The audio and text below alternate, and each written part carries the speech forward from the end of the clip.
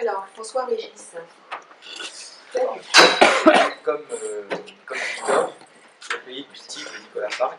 Alors, est-ce que tu peux résumer, qu'est-ce que ça raconte? D'abord, l'histoire d'un sociologue français qui est un peu perdu dans le monde qui vit et qui écrit un livre violent sur les mœurs et la société française. Mais on se rend compte que petit à petit, c'est surtout lui qui est perdu et pas la société française, et qu'il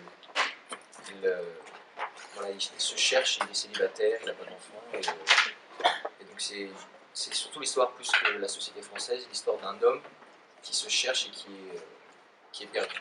Ce narrateur, qui est l'auteur? Il parle du livre de lui. Lui, c'est pas un plaidoyer anti-France, mais c'est lui qui raconte son aventure quand il a écrit ce livre-là. D'accord. Et comment s'explique le titre? Comment finalement tu comprends le titre à la lecture du roman? D'abord, on pense qu'il parle de la France, le pays du petit, mais on se rend compte que c'est pas ça et que c'est plus lui qui le petit Cyril. Oui, c'est ce que j'ai ressenti. D'accord. Et moi, je suis pas du tout d'accord avec sa vision de la France et de la société. Qu'est-ce que tu en as pensé de ce livre? J'aime j'aime bien son style d'écriture parce qu'il comprend où il veut nous amener et on se met à sa place et on est perdu avec lui. Donc ça amène pour toi quand même, même si on n'est pas d'accord, à s'interroger sur ce qu'il dit lui-même. Oui, tout à fait. Ouais. D'accord. Si je te pose la question comme ça, est-ce que ça pourrait être du concours des lycéens pour toi? Non, je pense pas. Non, à cause de quoi? À cause de la complexité du sujet aussi. La société, les mœurs françaises.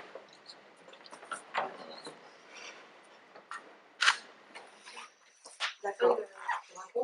Ça parle d'un homme qui arrive à Détroit, qui est envoyé par son entreprise. Ça se passe aujourd'hui? De notre époque, non, déjà dans le livre, ils disent qu'ils sont en 2008. Voilà. Mais ça parle d'un homme qui arrive à Détroit, qui est envoyé par son entreprise pour travailler. Et il découvre une ville sous ses premiers aspects de la ville, c'est des. Enfin, quand il arrive, en fait, il explique qu'il voit des je sais pas comment on appelle ça,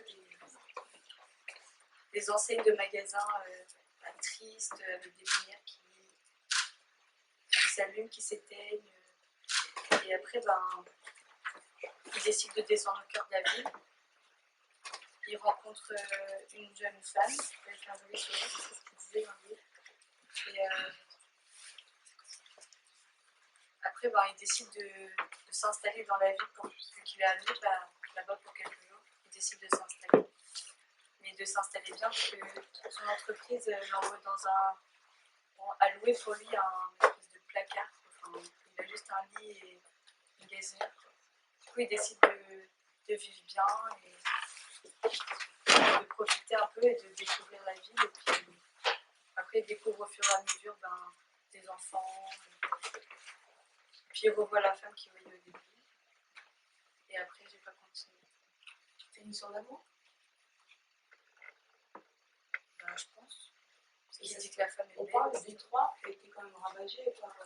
Oui, ouais, on parle au début. On parle de ça dans les premières pages. C'est comme je disais, il découvre une ville, comme vous dites, ravagée. Tu as aimé ou pas? Tu aimes ou pas? Franchement, ouais. Qu'est-ce que tu trouves intéressant?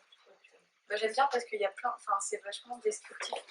On se met bien dans le livre en fait. Après, on s'imagine, nous, chacun a sa vision de la chose, mais on s'imagine, on se fait notre film, et moi, comment je m'imagine, j'aime bien. Quelqu'un d'autre l'a lu, celui-là? Qu'il y a eu pendant la guerre, en gros, guerre des religions.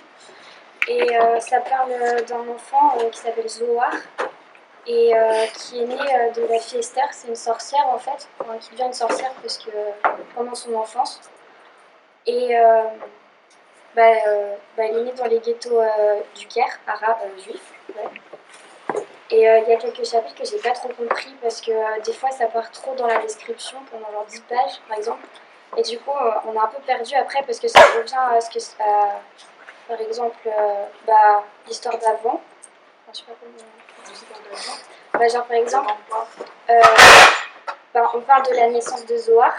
Après, ça va vers on parle d'un autre personnage qui est dans l'histoire. Et pendant au moins 8 pages, on parle de sa vie. Et on revient à la naissance de Zohar.